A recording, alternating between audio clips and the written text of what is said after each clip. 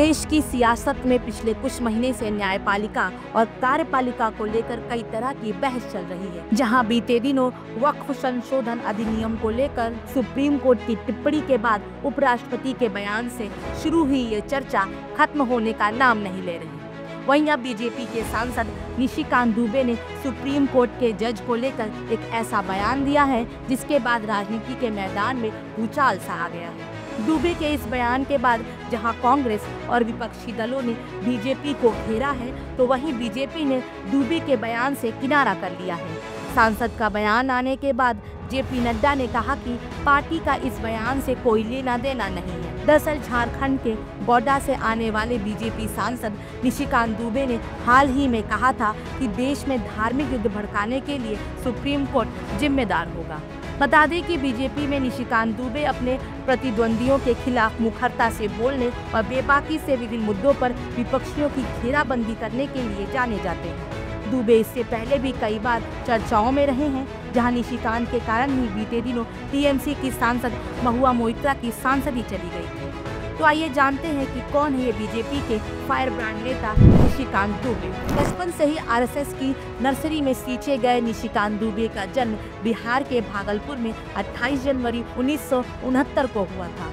56 साल के दुबे के परिवार का माहौल जनसंघ नेताओं का रहा है। हालांकि उनका मूल घर देवघर में है, जो वर्तमान में झारखंड में है। दुबे ने बहुत कम उम्र से ही आरएसएस की शाखाओं में जाने से लेकर आज लोकसभा तक का सफर तय किया है। दुबे ने राष्ट्रीय स्वयंसेवक संघ की छात्र शाखा अखिल भारतीय विद्यार्थी परिषद यानी एबीवीपी से अपना सियासी सफर शुरू किया, जहां छात्र राजनीति के जरिए सियासत की शुरुआत की। इसके बाद वे कॉरपोरेट जगत में चले गए, लेकिन फिर 2009 में सक्रिय रूप से फिर से राजनीति में एंट्री ली। इसके बाद से झारखंड के गोड्डा से लगातार 4 बार देश की पंचायत में चुनकर आए। निशिकांत दुबे ने डायरेक्टर की उपाधि, मैनेजमेंट में पीएचडी, एमबीए की डिग्री हासिल की है।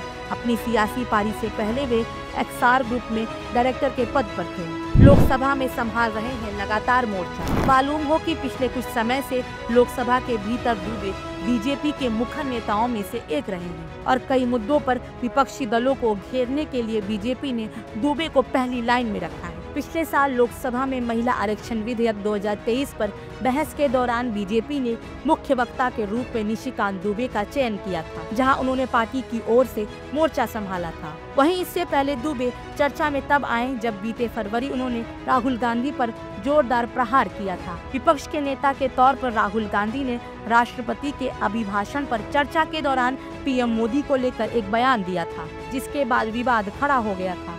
तब दुबे ने लोकसभा अध्यक्ष ओम बिरला को पत्र लिखकर गांधी के खिलाफ विशेषाधिकार हनन की कार्रवाई की मांग की थी। एनआरसी के मुख्य समर्थक रहे हैं दुबे। वहीं निशिकांत दुबे राष्ट्रीय नागरिक रजिस्टर यानी एनआरसी के मुख्य समर्थक रहे हैं, जहां झारखंड में एनआरसी की मांग को लगातार उठाते रहे हैं। बीते साल उन्होंने लोकसभा में बांग्लादेश की सीमा से लगे पश्चिम बंगाल के मालदा और मुर्शिदाबाद जिलों में बिना दस्तावेज वाले आव्रजन पर लगाम लगाने के लिए बंगाल को केंद्र शासित प्रदेश बनाए जाने की मांग उठाई थी। इसके अलावा पिछले साल हुए झारखंड विधानसभा चुनाव में भी भाजपा ने एनआरसी को चुनावी मुद्दा बनाया था, जिसे दुबे ने जोर शोर से उठाया था। महुआ मोइत्रा की चली गई सांसदी। वहीं तृणमूल कांग्रेस की सांसद महुआ मोइत्रा की सांसदी चले जाने के पीछे भी निशिकांत दुबे की अहम भूमिका रही थी।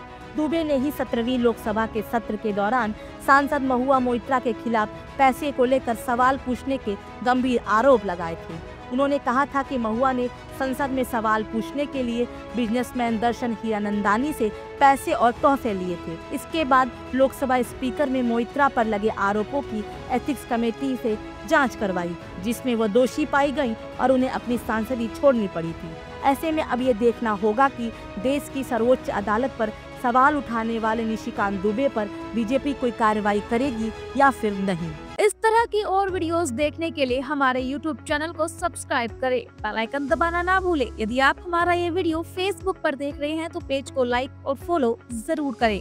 हमारे अन्य सोशल मीडिया पेजेस से भी जुड़े।